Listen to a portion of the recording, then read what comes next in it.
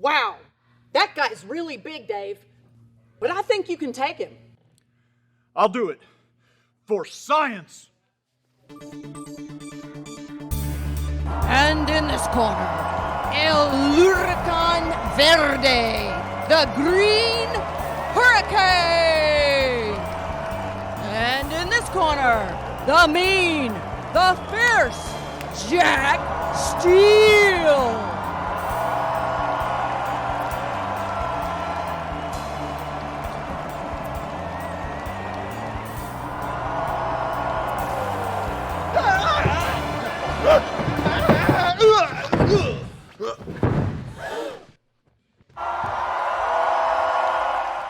Wow, Dave, you really got slammed. Not now, Val. Like germs and bacteria, if you're not prepared, they can really knock you out. In this episode, we're talking the science behind germs at the gym. And the return of Will It OdoBan. It's all coming up right now. Welcome to the Odo Show. Busting cleaning myths and misconceptions. Here we go. Brought to you by OdoBan. Here are your hosts. This is the Odo Show, and guys, this week we are talking about germs at the gym, and we are bringing back Will It OdoBan, where we put our OdoBan disinfectant and deodorizer up against the worst smells on the planet. You will not wait to see what we are going to smell this week. The top 5 germiest places at the gym and how you can watch out for them to protect yourself, because we don't want you to stop going. We just want you to make sure you're okay and aware of it. So That's right. We're not telling you this to give you an excuse not to go. no. So the first one is, of course, the first place you go, the locker room. You know, it's hot, it's moist, there's sweaty people all over, half of them are missing half their clothes. You can bet there's germs and stuff. As a matter of fact, I saw a study recently where they did a test, and 70% of the bacteria and germs they found in the gym, in the locker room, were pathogenic, meaning they're bad for humans. 70%. That's a lot. It is a lot. And that is scary. You know, we've talked in the past about good bacteria versus bad bacteria. That is a really high ratio of bad bacteria. So if you're in the locker room, keep your sandals on. You know, make sure you're sitting on a towel, not directly on the bench, if you know what I mean. And just be aware of what you're touching. That's the big thing. Right. And, you know, most of your gyms have these rules where you're supposed to clean off the equipment, you know, and the machines. I do see people doing that at the gym, but I've never seen anybody cleaning the handles on the free weights or, you know, the bars. The weightlifting weightlifting equipment. Yeah. Yep, that is the number 2 spot, is all the handles on the weightlifting stuff. Because, it's busy. Nobody has time to take the disinfectant and spray down the handles. If you've got time, the travel size OdoBans are fantastic for that. But, you know, the gyms are busy. A lot of times you don't.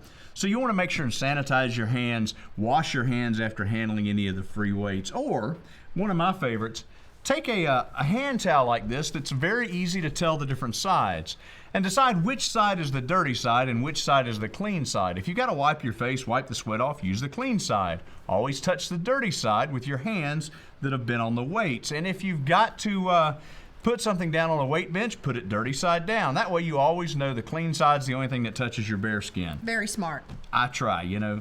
Okay, Brett's got a question. Which is dirtier, gym equipment or an airplane tray table? That'd be an interesting head-to-head. I've seen some numbers on both, and both of them are really dirty, but I don't remember the specifics enough to say one or the other. I would say don't touch either one of them. Yes. Yeah, that's it. The answer is yes. So if you're gonna lift the weights, sanitize your hands. If you're gonna touch the tray tables, sanitize your hands.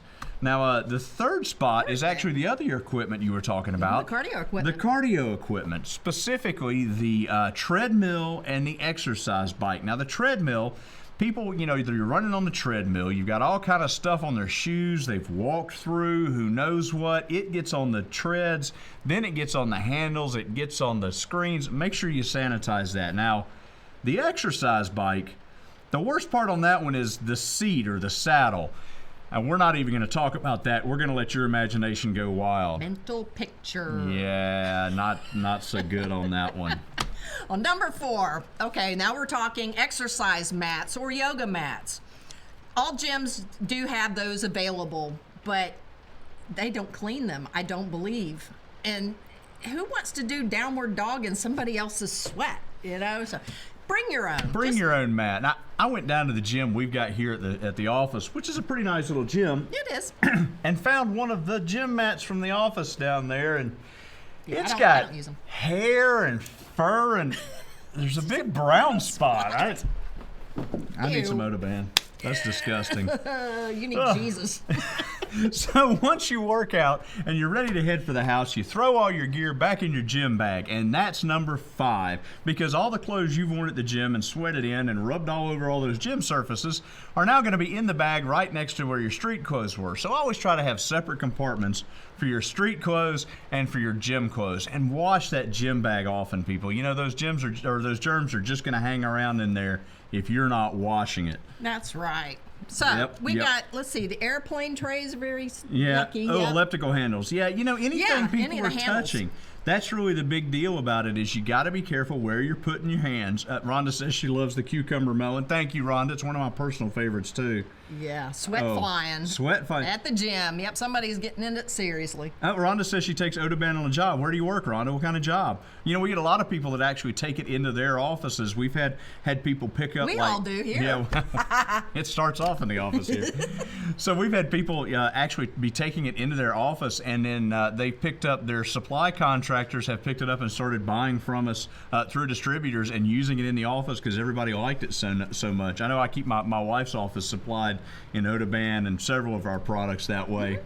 So we have steps on how to stay healthy. First of all, like any public place, wash your hands often. That's the best thing you can do, whether you're talking about germ gyms or flu or anything else, is wash your hands. Hot water, soap, do it frequently, and use a little hand sanitizer now and then. It never hurts. Now, the second thing is, if you've got open cuts or wounds, abrasions, anything like that, make sure you cover them with a Band-Aid. You know, our skin does a real good job of keeping these germs outside of our bodies, but if you've got a cut, you've got a break in that protection system, and suddenly those germs can get right into your body. So make sure and keep those covered. What? Oh, Rhonda says she works at a trash company. Well, that makes that would make it better. I would, OdoBan in a trash company. Goes on the garbage truck. Oh, that's awesome. Jessica says she found the citrus and watermelon scents. I like the citrus. The citrus is my go-to for my kitchen, actually. A lot because of the viruses going around. You're right. There's a lot of stuff out there that is unpleasant these days. And if you follow the directions on the OdoBan package, there's a whole list of the viruses and the germs there it kills.